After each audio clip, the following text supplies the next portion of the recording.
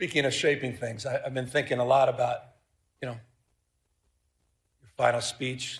Think about your life. Think about your journey. Think about the things that shaped you. And I'll begin a little bit with that, about having spent nearly my entire life, now almost 6 decades, along the rivers of this remarkable state, from my youthful days on the upper American River with my dad to my time with my own children downriver, not too far from here. Those rivers that have shaped the story, not only my life, but shaped the story of California, a sense of place. From native people shaped by these rivers to men who extracted riches from their silt. The shout of Eureka, Eureka, when the madness began. Fortunes were made, fortunes were lost, time over and over again. Farmers who worked the soils nourished by those rivers, settlements that turned into towns that turned into thriving American port cities. Industries in our state flourished. Through 2 world wars, a Great Depression, and social upheaval, booms and busts, California endured. California thrived. And the rivers, they kept flowing. For 175 years, California has been a marvel of invention and reinvention, disaster and recovery, grit and ingenuity. We've found ways to build the future over and over. But today, that spirit is being tested. We face an assault on our values unlike anything I've seen in my lifetime. The federal government, respectfully, it's unrecognizable, protecting the powerful at the expense of the vulnerable. Their credo seems to be about fear of the future, fear of the stranger, fear of change. In Washington, the president believes that might makes right, that the courts are simply speed bumps, not stop signs, that democracy is a nuisance to be circumvented, secret police, businesses being raided, windows smashed, citizens detained, citizens shot, masked men snatching people in broad daylight, people disappearing, using American cities as training grounds for the United States military, purposeful chaos emanating from 1600 Pennsylvania Avenue, shifting the tax burden from the wealthy, from billionaires to small businesses, ranchers, farmers, and the middle class, lining the pockets of the rich, crony capitalism at unimaginable scale, state capitalism, self-dealing, profit-making, not policy-making, rolling back rights of marginalized communities, rewriting history, censoring historical facts. Their politics, some politics of some twisted nostalgia about restoring the dynamics of a bygone era. None of this is normal. And it's important to remember at moments like this, the greatest tragedy is not, as King said, the clamor of bad people, but it's the appalling silence of so many good people.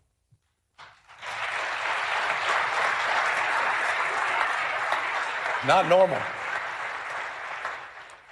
But in California, we're not silent. You're not silent. You're not hunkering down. We're not retreating. We're a beacon. The state is providing a different narrative, an operational model, a policy blueprint for others to follow.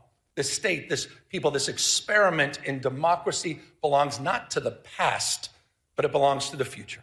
Expanding civil rights for all, opening doors for more people to pursue their dreams, dreams that are not exclusive, not to any one race, not to any one religion or class, standing up for traditional virtues, compassion, courage, and a commitment to something larger than our own self-interest, and asserting that no one, particularly the President of the United States, stands above the law.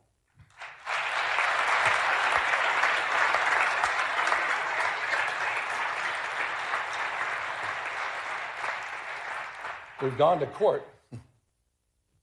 We've gone to court to protect our people, pushing back against this executive overreach. 52 lawsuits have been filed, funded by you, by the way, in the special session that all of you led.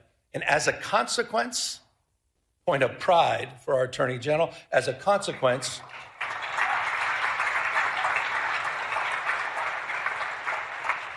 we preserved about $168 billion in illegally frozen federal resources that belong to our schools, that belong to our hospitals, that belong to our seniors, resources that belong to all the people of this great state. We have one request for emergency relief, and we have affirmed the Constitution of the United States as the supreme law of the land.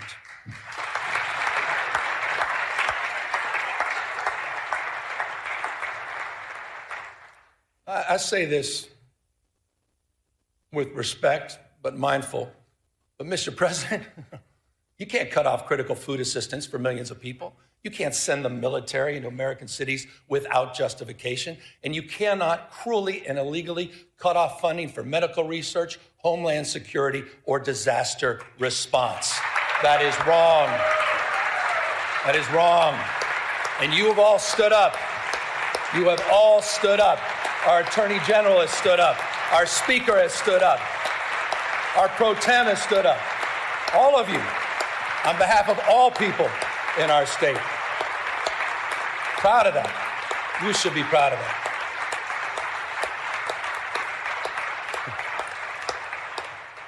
Well, I'm not naive.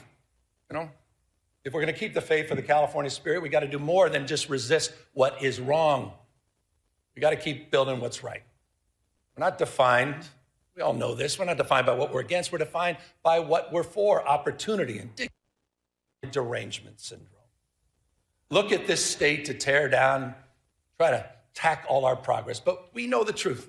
California's success is not by chance, it's by design. We've created the conditions where dreamers and doers and misfits and marvels with grit and ingenuity come to build the impossible.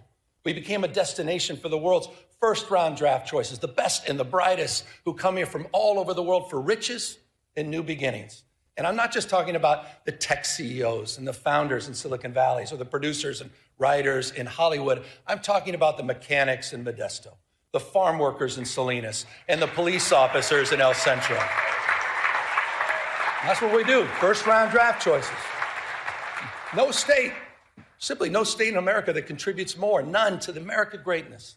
No state builds more ladders to success or sees around more corners. The biggest manufacturing economy constructed here. The most productive agricultural economy grown here. 18%.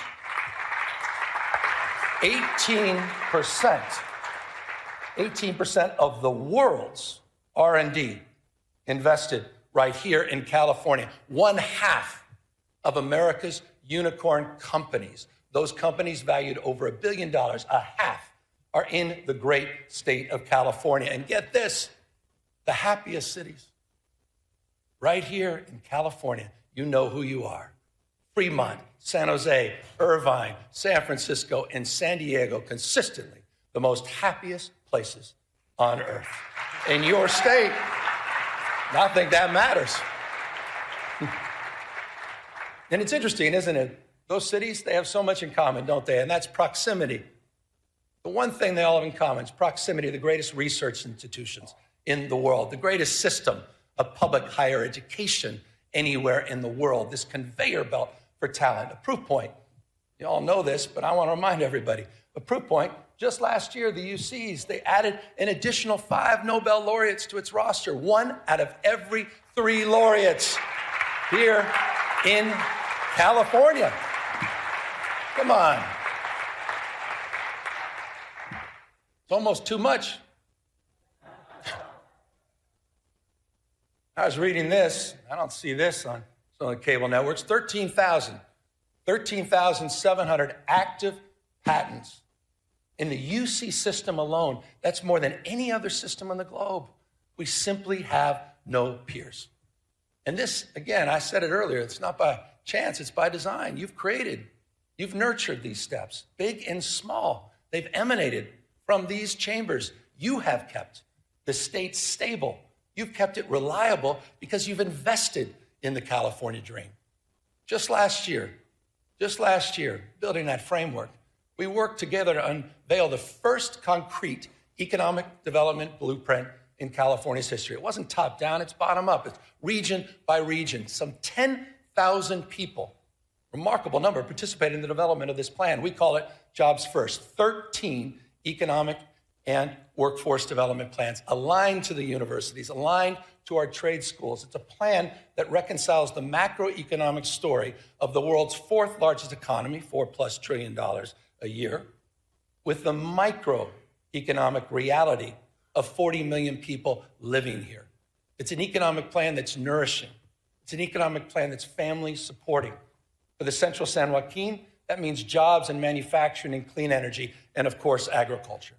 For the Redwood region, it's jobs in tourism and health and forestry and fisheries. For San Diego and Imperial counties, new jobs in high tech, biotech, advanced manufacturing and hospitality. For the Central Coast, new jobs in aerospace, defense, semiconductors, quantum, and ag tech.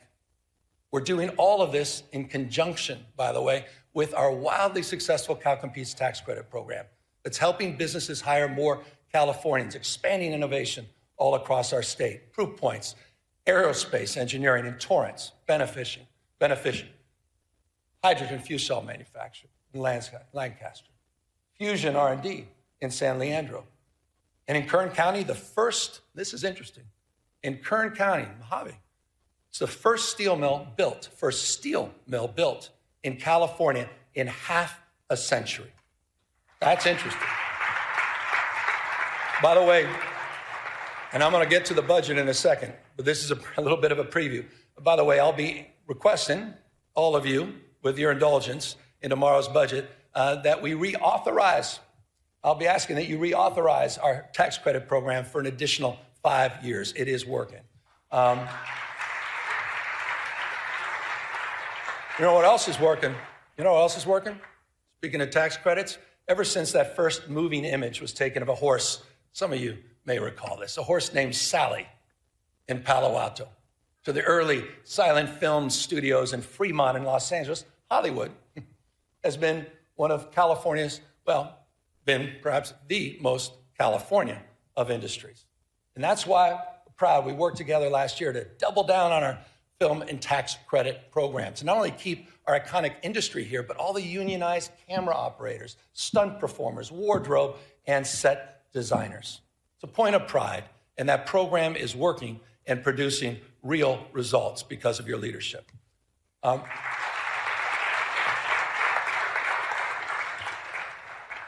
But as we support our proud past, we also need to make investments in our economic future. We're defining the next decade and beyond through robotics and fusion and space and quantum and artificial intelligence.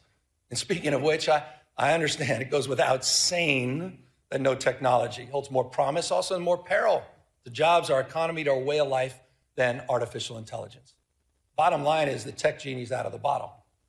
The question is not whether change is happening, it is.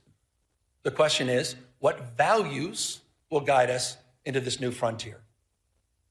And that's a question you're answering, that we are answering. Last year, we worked together on landmark legislation to create the nation's first rules for responsible, ethical, and safe use of AI. Regulations that provide guardrails that balance risk and opportunity. This was a consensus effort and a template for the nation where you may have just seen, just recently, New York State adopted our approach, your approach here in California, and made it their own. That's California leadership. We're leading the way in this space. It's how we're shaping the future. And it's a unique combination, isn't it, of conscience and capital, entrepreneurial and innovative spirit that encourages risk-taking but discourages recklessness. Policy that creates predictability so investors have confidence and innovators have space to dream and do. Compare that to this carnival of chaos on the national stage. All these mini dramas that we have to deal with hour by hour, this sort of vapid day trading with real world consequences. No more striking than that big, beautiful bill. I want to remind everybody what it means to all of us here in California. That big, beautiful bill is putting 1.8 million Californians at risk of losing their health insurance. 2 million facing premium increases. 2 million. Cuts in food aid poised to impact some 375,000 Californians. And for what? For what? All to benefit the top 10% of this country. People already own 2/3. Top 10%, 2/3 of the household wealth. Plutarch, Brown quoted Cincinnatus in his last speech. I'll quote Plutarch. Said the imbalance, said this almost about 2,000 years ago. He warned the Athenians. Imbalance, 2,000 years ago. The imbalance between the rich and the poor is the oldest and most fatal ailment of all republics. Think about that. 2,000 years ago. It's just not sustainable. It's not. Understanding the lessons of the past, California, all of us, we've marched the beat of a different drum. We built one of the most progressive tax systems in the nation, one that asked high-income residents to pay a little bit more without punishing those that are making a little bit less. Think about this, and I hope folks over here think about this. There are 11 states in the United States of America that tax their middle wage earners more than the state of California. There are 16 states in the United States of America that tax their low wage earners more than California taxes its high wage earners. So the question to all of you, who are the high tax states? Just consider Texas. Just consider Florida, the two most regressive tax states in America. They're hammering their low-income earners. They're hammering them more than their wealthiest. Who are the high tax states? California stands for fairness. And by the way, it's not just in our tax code and our tax policy in more ways than one. And that's why I was proud. I was proud to work with all of you last year, proud to work with the legislature to raise the minimum wage for fast food workers in this state to $20 an hour. And also, that's a point of pride. And how about those healthcare workers? The highest minimum wage in the United States of America, working with you at $25 an hour. But there's some of you probably thinking, no, well, that's just too bad. We should be like Alabama, maybe South Carolina, maybe like Tennessee. 20 states now across this country that keep their minimum wage at $7.25 an hour. Come on. Hasn't been raised in nearly 2 decades, the federal minimum wage. Try to pay rent, try to raise a family, try to pay for an education on $7.25 an hour. Comes down to a simple question, doesn't it? Who do you stand for? Who do you stand for? Do you stand for the rich and the powerful, the most well-connected? Or do you stand for bus drivers and janitors? Do you stand there with special education teachers that are working overtime to support and raise their families? Who do you stand for? Who do you represent? It's reflected in our values. I mean it. We have to answer that question. The good news is you're answering that question. Point of pride.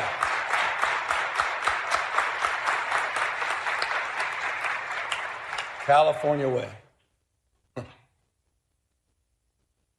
I mentioned special education. Let's talk about our educators. I'm proud to submit a budget, a little bit of budget speech now. I'm proud to submit a budget tomorrow that has the most significant investments in California's education history. That's a fact. That's happening tomorrow. But this may interest some folks, what I'm about to say. It will be a general fund budget of $248.3 billion. But this is interesting. You may want to write this down. It includes revenues that are $42.3 billion higher than we forecasted. $42.3 billion higher. Why? Why?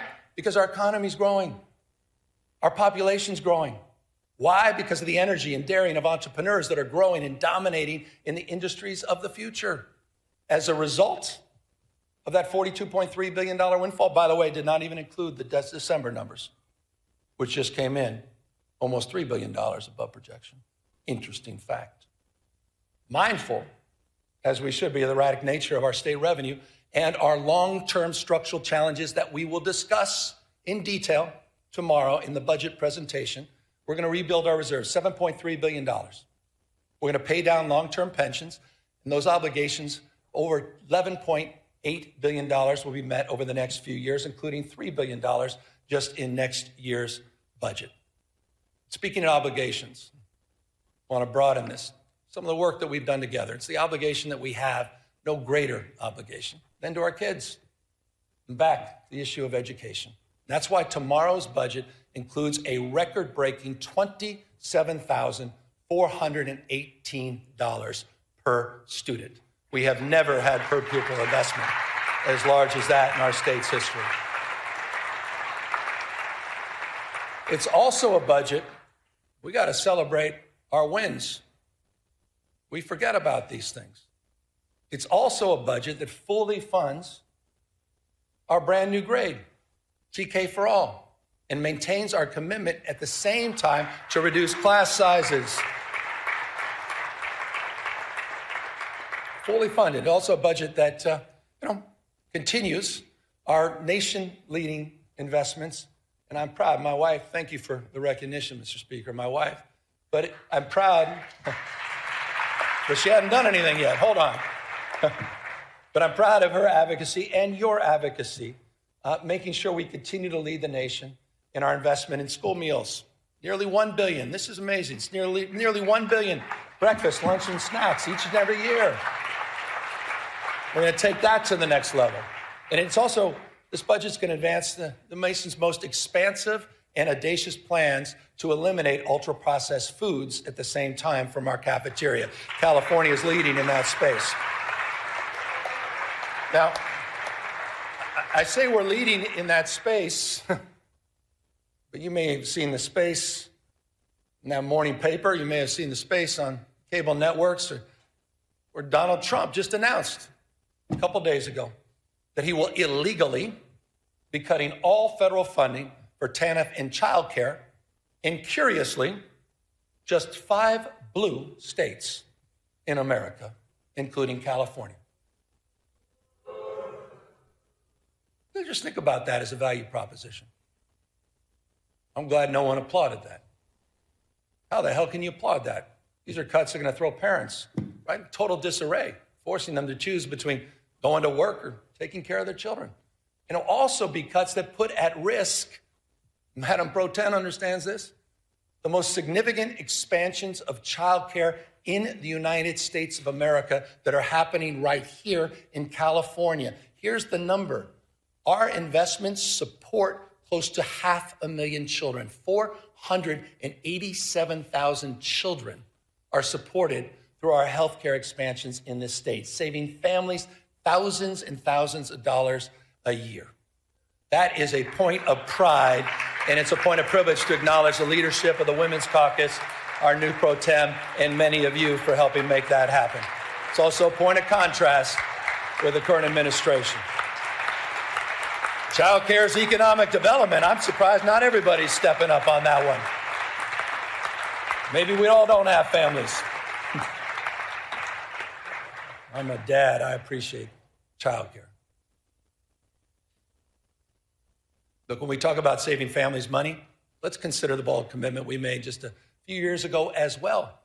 And that's to bolster after-school and summer school programs. We bolstered them by providing 9 hours a day of enrichment and 30 days of summer school each year. And I'm proud to say that this budget is going to finish the job to make that pledge universal at every elementary school in the state. We will complete that commitment this year. That's after school for all. We did it. Been promoted for years and years. Look, more hours of enrichment, more literacy coaches, more reading specialists, healthy meals for all, an entire grade for everyone. But we understand it's not just any one of these initiatives on their own. It's also the complete transformation of our campuses through rigorous, relevant, and engaging community schools, one of our most significant achievements over the last few years.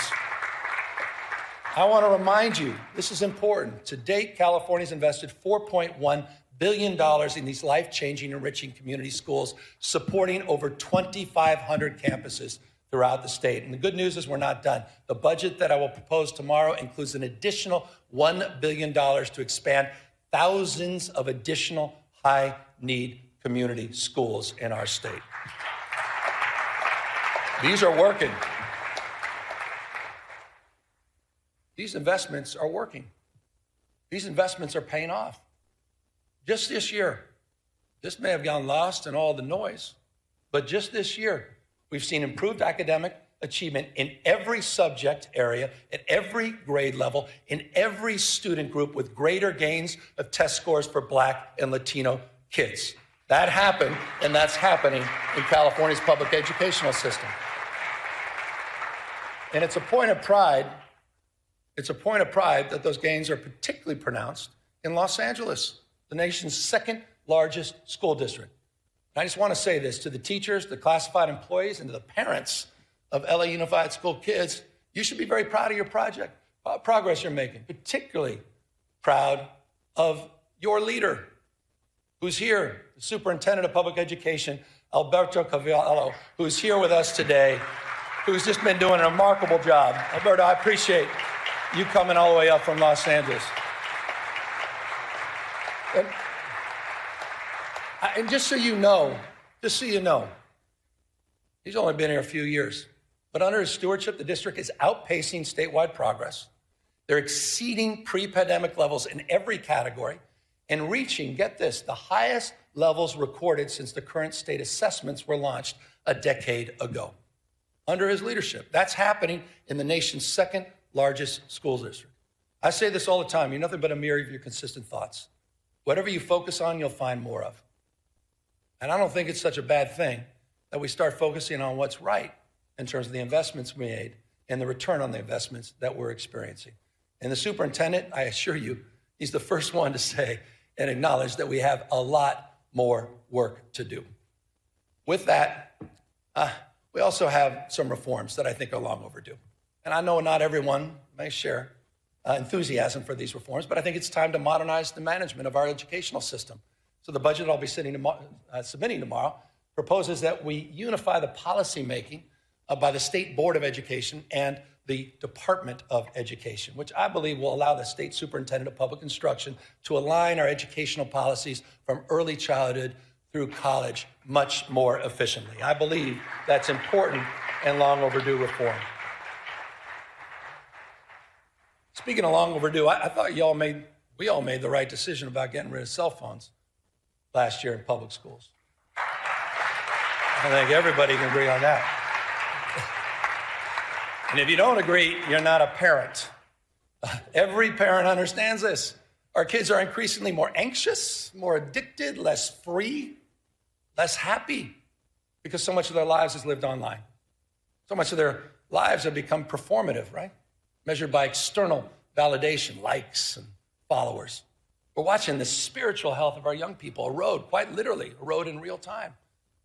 The vital conversation about what to do, that's played out here disproportionately in these chambers for well over the last decade. So I'm proud of all of you. I'm proud of California's leadership, leading the nation in kids' online safety, thanks to laws that you've passed, including many that I had the privilege of signing just last year on age verification, on chatbot safety, on parental controls. But recently, you saw the headlines. You may have reacted, some of you a little bit more than others, to some of those headlines in Australia. Started making you think, are we doing enough? Can we do more? And so the consequences of getting it wrong, you all understand, it's too apparent. Depression, social isolation, some cases, even marginal radicalization, if you think I'm overstating it. What's going on with our young men? What's going on with our boys? Not just online, but also offline. And forgive me for this. I paint a tougher picture, but I thought it was important. You walk into a morgue, you see 5 young people who may have taken their life by suicide. 4 are men. Boys are 14 times more likely to be incarcerated. Boys, 3 times more likely to die from an overdose, twice as likely to be homeless. 1 out of 7 men don't even have one friend. Half, this is interesting, may not be surprising to some of you, half of young men have not even asked a woman out on a date in person. Men are struggling. Boys are struggling. The good news is we're responding in this state. I was proud to recently issue an executive order that, among other concrete actions creates a new service challenge. We call it the Men's Service Challenge. We're calling on 10,000 young men to step up as tutors and mentors and coaches and leaders in their communities. I think that's important. We need more young men. By the way, I saw my wife. She was kind enough to stand up. This is not an ad. But about 20 years ago, she did a landmark film about the misrepresentation of women and girls called Misrepresentation. Oprah bought it. It was very well received. 2 years later, she followed up with a documentary most folks forgot about called The Mask You Live In, 2015, about masculinity and the crisis of masculinity. Not in a toxic sense, not in a pejorative sense, but what was happening with men and boys over a decade ago. This issue is a real issue, and it is not a zero-sum issue. This is not a zero-sum issue. We'll continue nation-leading efforts for women and girls, but we have to address this issue. And it's not, again, just addressing the issue through service that's targeted at boys. It's also service that extends through our larger Service Corps initiative in California. I think this is important. California's Service Corps is now larger than the Peace Corps. No other state can lay claim to that. We have service matters. Shared experiences matter. You want to deal with all this crisis and all this stress? Shared experiences. No one's asking who you voted for. No one asks you where you live. Shared experiences. And we have a College Corps program in this state. You have funded. Thank you. The College Corps program, unlike anything else in the United States, over 3,500 students are earning up to $10,000 to reduce their cost of education. And what we ask for in return is 450 hours of service. Service. I'm a Sarge Shriver guy. Service, he said, is the heart and soul of what binds us together. Helping personal character, helping with friendships, as well as helping with careers. And on the career front, I also want to highlight something that you funded. I want to highlight the progress you've made. I want to thank you for the commitment. We created the state's first master plan for career education. It was a 3-year process. We just recently completed it. It creates these seamless, debt-free pathways from school to high-paying jobs with or without college experience. We're integrating new training, strengthening these regional partnerships, and building a new career digital passport so people can track their skills. We set a goal of 500,000 apprenticeships by 2029. Today, we have exceeded that goal. Over 600,000 earn and learn opportunities, more than any other place in the country, have been funded by all of you in this chambers. That is a big accomplishment. No other state can lay claim to that. Apprenticeships matter. And these are folks in the skilled trades, right? These are the electricians and the laborers and the carpenters. And by the way, they're already at work strengthening and building the physical foundations of our state. Right now, in the state of California, we are building more infrastructure projects than at any other time since Governor Pat Brown. That is a fact. It's a fact. And by the way, we've got a website called build.ca.gov. And you'll see when you go to that website, into your districts, into your community, you'll see the progress. $109 billion currently underway, more than 28,000 separate projects supporting over 200,000+ jobs to strengthen this state. Environmental restoration, energy projects, roads, bridges, water, power, rail, ports, broadband, which are getting done for rural communities. Sites Reservoir, the first above-ground water storage in half a century, as well as the world's largest battery and solar storage project, 2,300+ megawatts in Fresno County, all moving forward, but also moving forward under California's new fast-track permitting authority that you authorized 2 years ago. Getting it done and getting it done faster.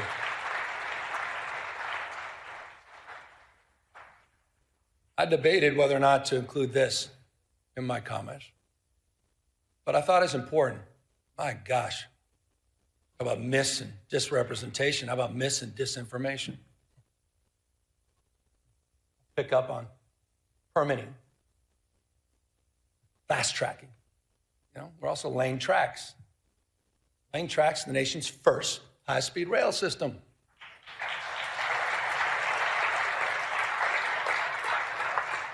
You want to do well in the future, you got to invest in the future. We want a 21st century transportation network. Full environmental clearance is done. We built over 50 major structures. More than 60 miles of guideway have been completed, ready for immediate track lane in the Central Valley. 2,270 parcels and right-of-way have been procured. Full electrification. Ask the folks in the Bay Area, they understand this. Full electrification of 51 miles of tracks for Caltrans, which is allowing people to move more quickly and more efficiently. We're connecting some of the fastest growing places in our state, and I'm proud of this. I'm proud of Fresno. I'm proud of Madera. I'm proud of Bakersfield. Those are communities we shouldn't be talking down to. Those are communities we shouldn't be talking past. This is one of the great economic investments in those regions of our state, and will make commute times shorter and make life more affordable for the people of the Central Valley, and they deserve it.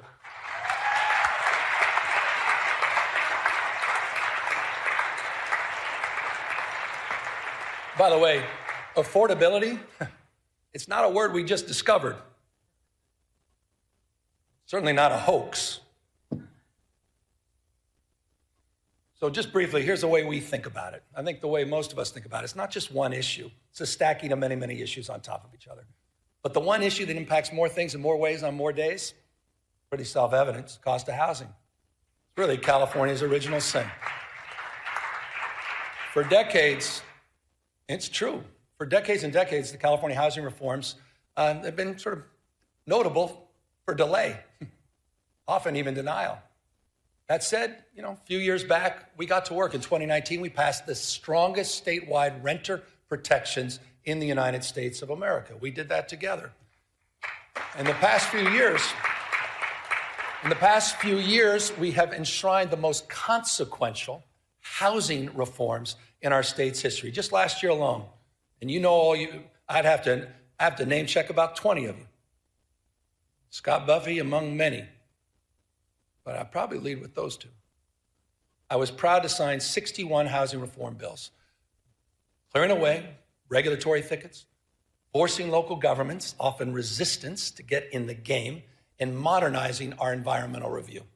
But we obviously have more work to do. And this year, I hope we can work together, legislature, to focus on the cost of construction, focusing on utilizing new building methods and new technology that are worker-centered reforms that must bring our brothers and sisters in labor along with us. We have that opportunity this year. Build on that. There's another area that also requires our I think, urgent attention, and that's the institutional investors that are snatching up homes by the hundreds and thousands at a time. These investors are crushing the dream of home ownership and forcing rents too damn high for everybody else. And I just humbly submit, I think it's shameful that we allow private equity firms in Manhattan to become some of the biggest landlords here in our cities in California. It's time to tackle that issue, and I look forward to working with all of you to address it. So in the next few weeks, I've heard from a number of you on this, and I think there's some bills in this space. I look forward to working with the legislature to combat this, at the end of the day, it's just monopoly, monopolistic behavior, and strengthen accountability, level the playing field for working families. And that's going to mean more oversight and enforcement, and it potentially is going to mean changing some of our state tax code to make all of this work. Look, Malia liked the word tax. Housing is just one component. Housing is one component on this stack of affordability challenges that we face. And that's why our stack of solutions has included more than tripling the earned income tax credit in this state and providing some $7.6 billion back into the pockets of people since 2019. We've created the Young Child Tax Credit, the Foster Youth Tax Credit, new programs that we created together. And I'll remind you, we increased paid sick leave and paid family leave, allowing eligible workers, this is important, just went into effect, to receive up to 90% of their wages while they're raising and supporting their families. Few states in America are doing that. Through all of these programs, through all of these targeted tax credits, these rebates and program expansions, the average California family now saves $18,000. Not insignificant, $18,000. But I also am mindful and recognize that the new cost of eggs is now your energy bill. The number one driver, by the way, number one driver of your increased energy bills over the last decade has been the cost of hardening our infrastructure and other wildfire-related costs. Respectfully, significantly, not exclusively driven by climate change. That's why I was proud to work with all of you to extend our nation-leading Cap and Invest program for another 2 decades. But when we did this, we were mindful of this crisis as it relates to utility bills. And we provided in that extension close to $60 billion in rebates for your monthly energy bills. This legislature did that. That is a meaningful accomplishment to address the issue of affordability. We also worked across our differences, finally, after years and years, to come up with a new energy market, a regional energy market that will also increase reliability at the same time it lowers energy bills. By the way, one of the things that's not high, interestingly, unsurprisingly in California, is our uninsured rate. 6.4%, it's among the nation's lowest. In addition to our healthcare expansion, no other state has done more in that space. We also subsidize some 370,000 people to help bring down the cost of their health insurance through Covered California. But respectfully, it's not good enough just to subsidize healthcare costs. We need to lower them fundamentally. And we're doing just that. Working together through our CalRx program, we launched our own generic drug label. Just last week, we released and launched a insulin pen at just $11. No other state can lay claim to that. It is now available to Californians. By the way, it's just like we did with naloxone last year and other life-saving drugs. So it's in that spirit that we, focused on reforms, including in our mental health and homeless space. And I want to just acknowledge, when I got here, we had no homeless plan, we had no housing plan, we had no mental health plan. There's no accountability. There was little investment. Not a knock, it just wasn't the focus, the priority of Sacramento. It was the responsibility of cities and counties. I know this intimately as a former mayor. When I was mayor, I never thought about calling Arnold Schwarzenegger and say, what the hell are you doing on homelessness? Wasn't even in my consciousness. It was responsibility exclusively of cities and counties. That has fundamentally changed. We crafted new statewide programs. Just think about this. Don't forget about it. You funded Home Key. You funded Project Room Key that together have taken, quite literally, PolitiFact this, 72,000 people off the streets by converting hotels and motels and other properties into long-term housing. And by the way, we're seeing results. We're seeing results. Early data just compiled. You may have seen this. We just released it. Early data shows, and this is the important number, unsheltered homeless, that the number of unsheltered homeless in California dropped almost double digits, 9% last year in 2025. It dropped in the state of California. First time in over a decade and a half that we can lay claim to that. LA down 10.3%, Riverside down 19%, Contra Costa County down 34.8%. And I'll remind folks, by the way, you think this is unique to California? Overall homelessness in the state, in the United States of America went up 18.13% last year. California, 2025, unsheltered homeless, 9% reduction. First time in almost 2 decades. So the investments are paying off, and of course, it's not good enough, particularly for those living on the streets, self-medicating with drug and alcohol addictions, those suffering from bipolar disorder, schizophrenia, and paranoia. But because of your leadership and new tools to address this issue, we've modernized California's landmark conservatorship laws for the first time in over half a century. You created CARE Court, a new legal framework to connect people with untreated psychosis to court-ordered services and housing. And the California voters, they did their part.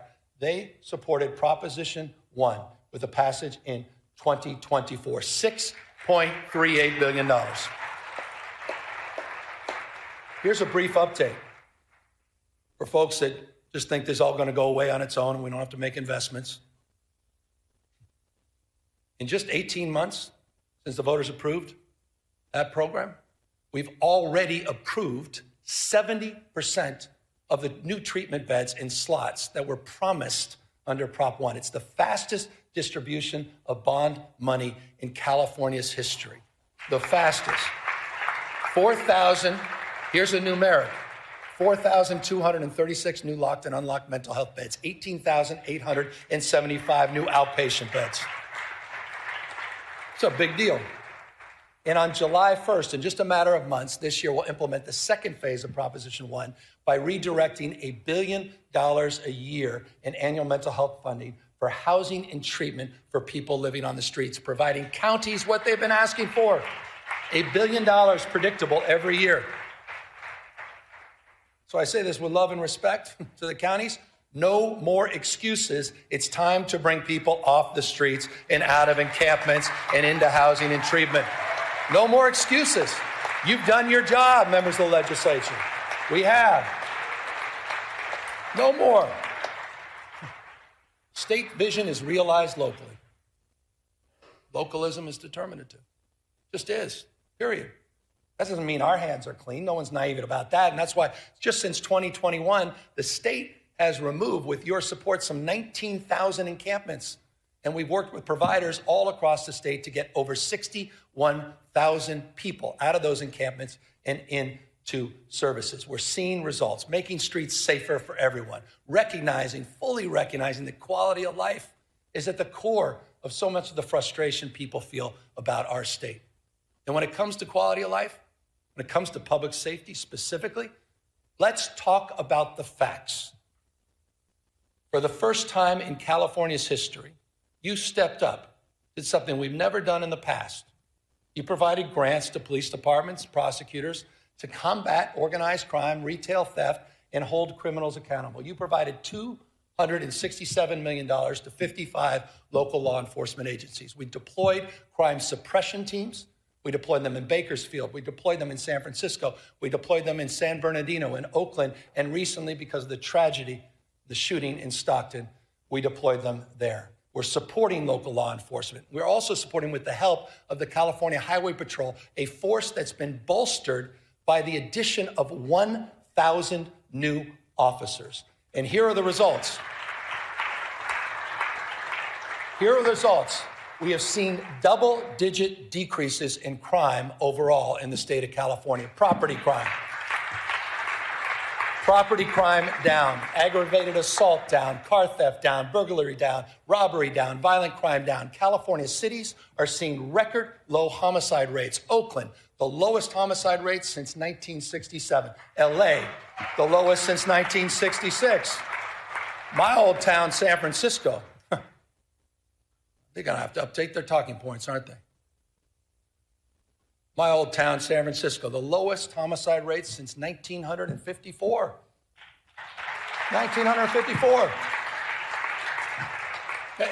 Again, we got more work to do, but to those with that California derangement syndrome, I'll repeat, it's time to update your talking points.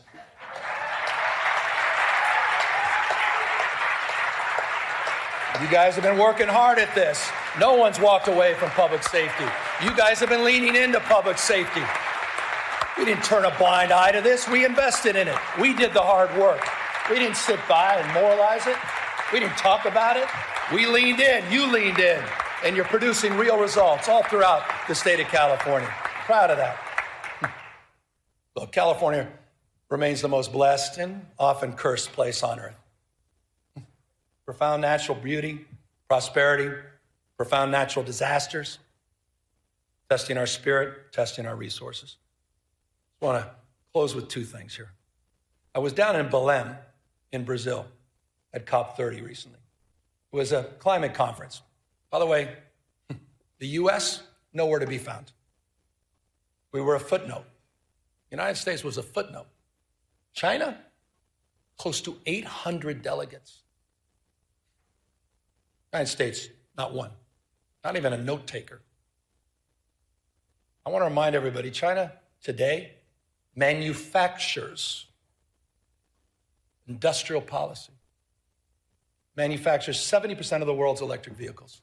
They're flooding the global market with increasingly high quality and inexpensive cars. And I just want to say this clearly, so it explains a little bit about our rationale. This is not about green power. This is about economic power. They are dominating the space. They're locking in markets. They're locking in supply chains. They're locking their influence all across the globe. They're cleaning our clock. But in California, we're not bystanders. We've already seen 7 times more clean energy jobs than fossil fuel jobs in the state of California. And last year alone, the 4th largest economy in the world, using 100% clean energy, 4th largest economy in the world was run on 100% clean energy for at least a part of 9 out of 10 days. Think about that. It's unprecedented. Unprecedented. Almost 9 out of 10 days. 2/3 today, 2/3 of our energy comes from clean sources. Solar, hydro, comes from wind, and geothermal comes from nuclear power. And just last year, California finally ended its use of any coal-fired power. None. We're in the how business.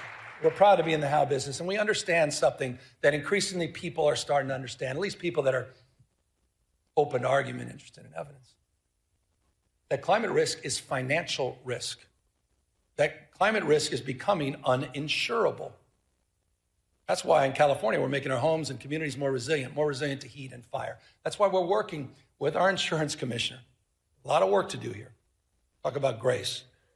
Working with our insurance commissioner to protect homeowners from unpredictable rate increases and cancellations. We became the first state, together, we became the first state in the country to require insurers to lower insurance for home hardening upgrades. That is not the case in any other state. And in the last few months, this is important, in the last few months, 6 insurance companies announced their commitment to remain in or expand coverage here in California. Again, a lot more work to do. That was important. That was an important milestone.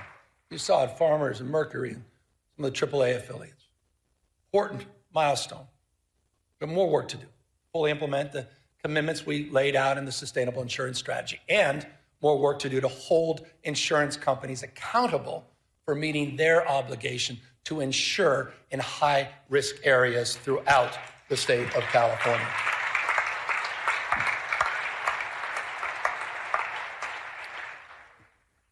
I want to end with this. I was down in LA yesterday, got back last night, and those insurance stories, they self-evidently, unsurprisingly, were front and center with those survivors that I met.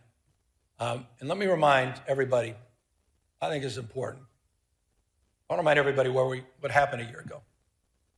Put it in perspective. Between January 7th and January 22nd, 48,000 acres burned, the size of 3 Manhattans. 3. Communities torn asunder, Palisades, Altadena, Malibu, Pasadena's. Fires took the lives of 31 people. 31. Destroyed 16,000 structures. On the sober anniversary, it's not only right that we honor the lives lost, but we also honor the lives of some of the remarkable heroes and leaders, the first responders and firefighters that faced unimaginable conditions.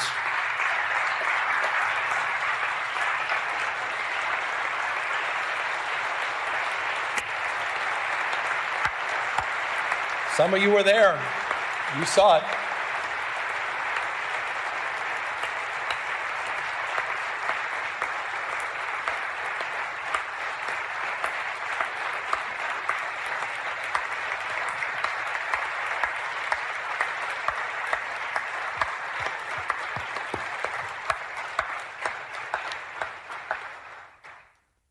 $16,000 at peak, 16,000 personnel working in the arena, the theater of fires. 16 plus large-scale fires. Remarkable. It was a firestorm, I'll remind you, in the middle of winter. Hurricane-force winds attached to a fire. What they did, I don't need to say it, you just demonstrated, it was miraculous, it was heroic. They battled these impossible conditions in the wind and in the dark, flying dangerous night missions over the firestorm. CAL FIRE, as you saw a moment ago, is in the audience, but you know who else was up there? And thank you for applauding the community groups and the business owners. And most importantly, can you just stand up? And I'd ask you all to stand up again. The survivors of the Eaton and Palisades fires. Would you all just stand up? And thank you for your courage. Thank you for your resiliency. Thank you for your strength. We haven't forgotten about you. We won't forget about you. You said we had your back, and we mean it. Thank you. Thank you.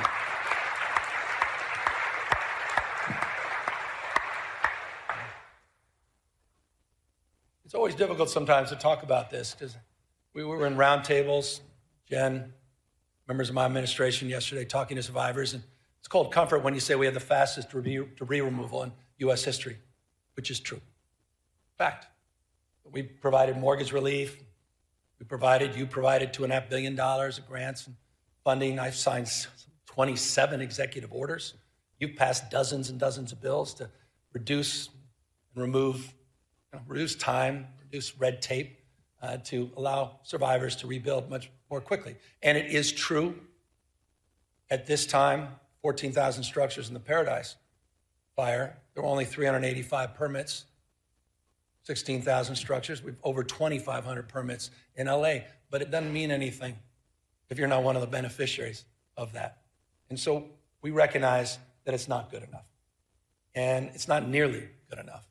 And that's why we need to do more to turbocharge the efforts to rebuild these communities. And that's why I'll be asking you, and it's in the budget we'll provide tomorrow, to focus on a new rebuilding fund that will help close the gap. This is the biggest challenge. Close the gap between insurance payouts and the cost of rebuilding. This will help get survivors back in their homes much, much faster. But I'd be remiss.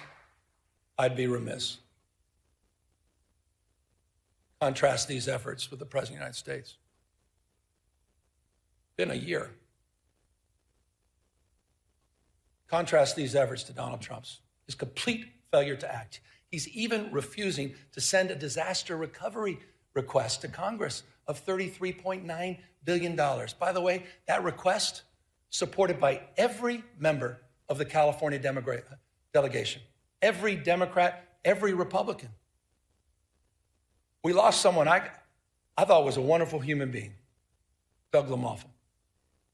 I was engaging with him on water policy just last week. Doug had our back. Doug was there in the first round. Doug met with us. Doug said, we don't play politics with this. It's time for the President of the United States to act like the President of the United States, all the United States of America, to fulfill his promises that he made, to deliver for the people of Los Angeles. It's time for the President of the United States to do his job, not turn his back on Americans that happen to live in the great state of California. He was there. We were there for you in Paradise.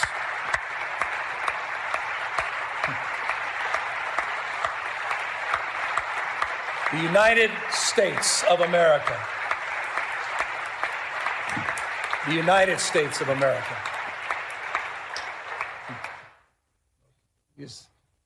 No doubt these are challenging times. It's not just because of the fires, not just because we get to the federalization of the National Guard or the assault on our democratic norms and institutions.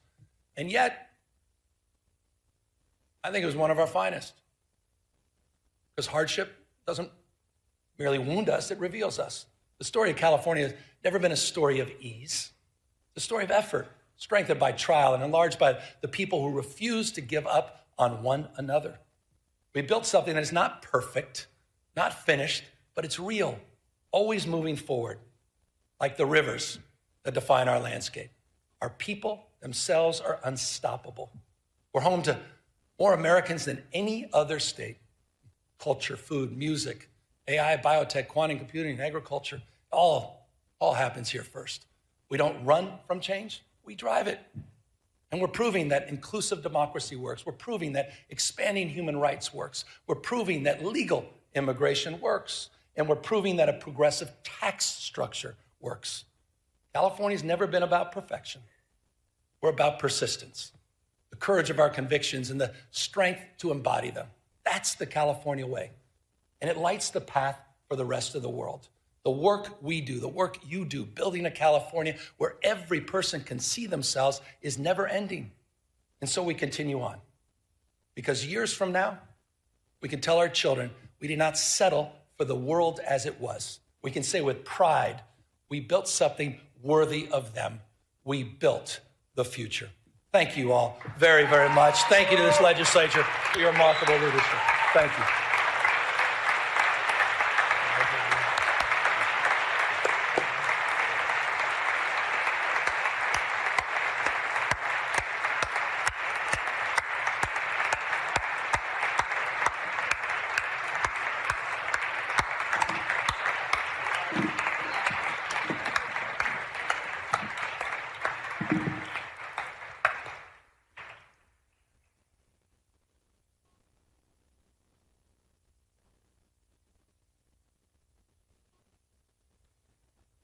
We thank you, Governor Newsom. Without objection, the Governor's State of State address shall be printed in the Journal as a special appendix, a separate appendix. The joint convention is adjourned sine die. Members and guests, please remain in place.